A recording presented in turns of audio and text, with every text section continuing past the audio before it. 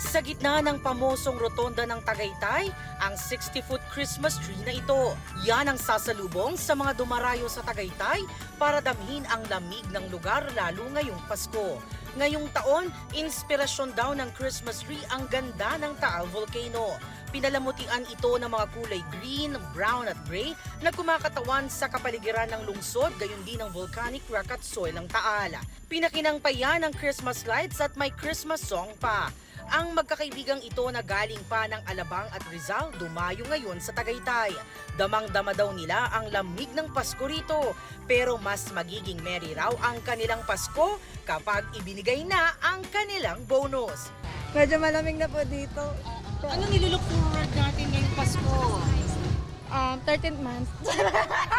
Same lang din po, tsaka bonus. Bonus, wala pang Yeah, bonus. wala pa po. December pa. Ayon sa Tagaytay Tourism, nasa 200 to 300,000 ang dumayo noong nakaraang taon pagpasok ng Disyembre. Umaasa silang madaragdagan yan ngayong Pasko.